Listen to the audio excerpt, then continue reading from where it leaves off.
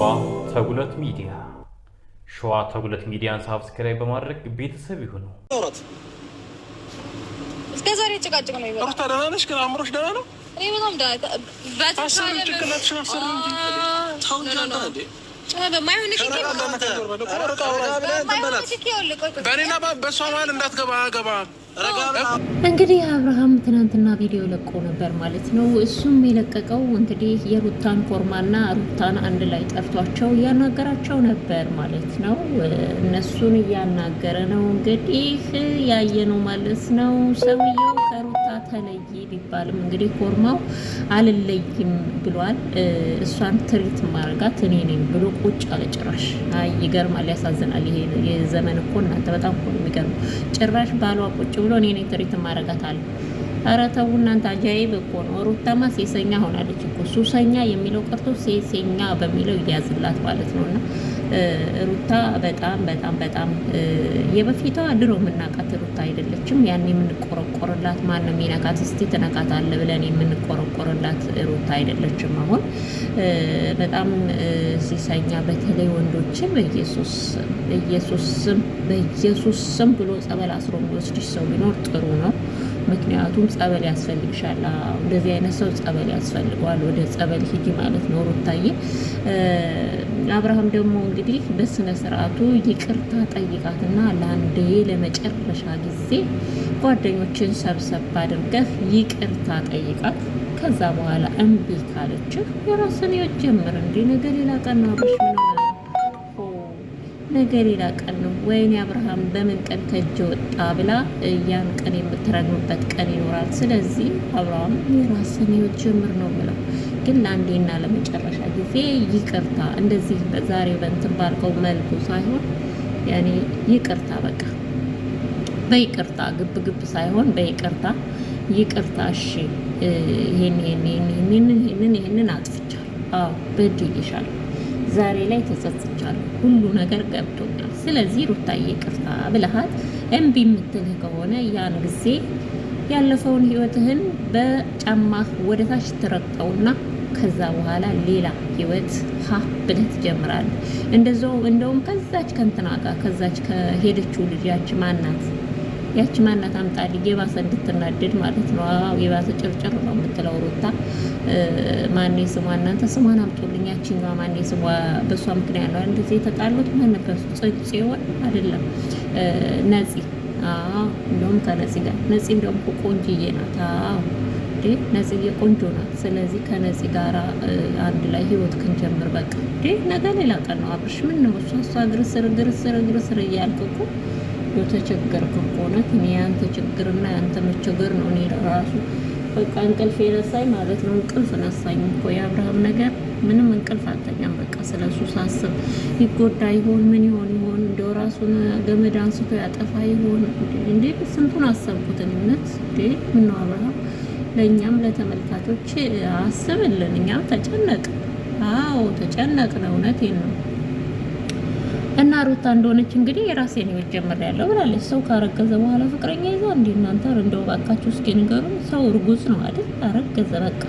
ከዛ በኋላ የሆነ ነገር ልጁ የሆነ ሲያምራቸው ምናምን ይሄ አማረኝ ያሉ ማስገዛት ነው የማውቀው። በአሁን ሰዓት ደግሞ ጭራሽ ሌላ ባል አማረኝ፣ ሌላ ፍቅረኛ አማረኝ፣ በሌላ ላይ በባልሽ ላይ ሌላ ፍቅረኛ። ጉድ እኮ ነው። አጃይብ ነው የምንለው እኛ። ሌላ ምንም አንልም። አጃይብ ከማለት ውጭ ሌላ ምን ይባላል? እና የሩታ እርግዝና ደግሞ እንግዲህ ሌላው እንዳማረኝ የሚያሰኝ ነው። እና እንግዲህ ያው እንዳያችሁት ነው። ሌላ ኮርማ ይዛ መታለች። አይ እኔ አላቅም ብቻ። ለማንኛውም ሰላም ውድ የተከበራችሁ የኔ የሸዋ ተጉለት ሚዲያ ተከታታዮች በየዓለም ዳርቻ የምትኖሩ ውድ ኢትዮጵያውያንና ኤርትራውያን በያላችሁበት ሰላማችሁ ብዙ ትርፍ ይበልልኝ። አድማጭ ተመልካቾቼ እንዴት ናችሁ? ደህና ናችሁ? ለዚህ ቻናል አዲስ የሆናችሁ ቻናሉን ሰብስክራይብ እያደረጋችሁ ቤተሰቡን እንላለው። ነባር ቤተሰቦቼ ደግሞ እንደተለመደው ላይክ፣ ሼር እያደረጋችሁ አበረታቱ ማለት ነው። እንግዲህ ሩታ እንደምታዩት ይሄን ለቀም ቪዲዮ ሰርታልናለች ከአንድ ኮርማ ጋር ማለት ነው።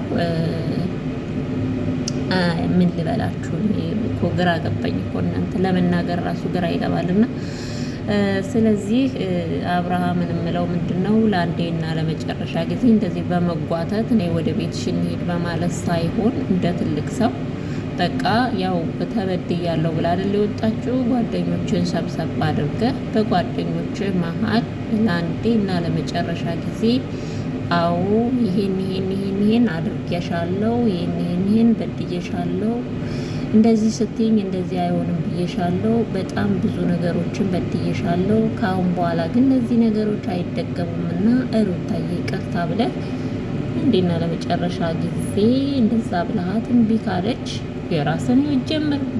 ነገ ሌላ ቀን ነው። ምን አይነት ጉድ ነው እናንተ! እውነቴን እኮ ነው። ነገ ሌላ ቀን ነው እንዴ! ነገ አዲስ ቀን አለ እኮ። ነገ አዲስ ቀን ይወጣል እንዴ! ሌላ ደግሞ ከሩታ የበለጠች የምትወዳት እና የምታፈቅራት አለች፣ ትመጣለች። ምን አባቱ ደግሞ ለሴት ሞልቷል። አሁንማ ሴቱ ሞላ እኮ። እውነቴን እኮ ነው። ወንዱ ነው እንጂ በጦርነት ያለቀ እኮ ሴቱ እኮ ሞልቷል። ለዛ አይደል እንዴ ሴቱ እንደዚህ በተለይ ማለት ነው። አይ ይህች ሴትዮ ደግሞ ደወለች። ምን አይነት ጉናት! ደውላ አቋረጠች ማለት ነው ሴትዮ። እና ለማንኛውም እንግዲህ ምን ላይ ነበር ያቋረጥኩት? ያው አብርሃም በይቅርታ እንትን በል እያልኩ ነበር። ስለዚህ አብርሽ በይቅርታ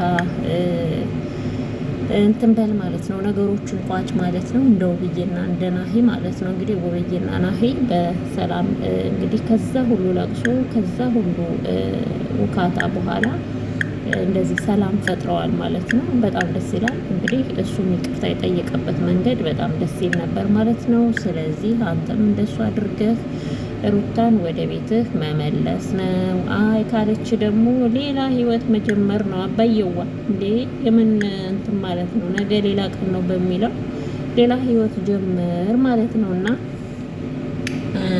ሌላ ምን ልፈልጌ ነበር መሰለህ? እና ይሄ ነው ምክሬ ለአብርሃም ማለት ነው። እና እንግዲህ ሰውየውም ደግሞ ያው አልለይም ከሩታ ብሏል። እንደሰማችሁት ከሩታ በፍጹም አልለይም። ምክንያቱም አንተ ሩታ አይደለም፣ ዞር በል ከሷ ራቅ የምትለኝ ሩታ ነች። አልፈልግም በቃ ካጠገቤ ዞር በል ካለችን እሺ ብዬ ካጠገቧ ዞር ላለሁ።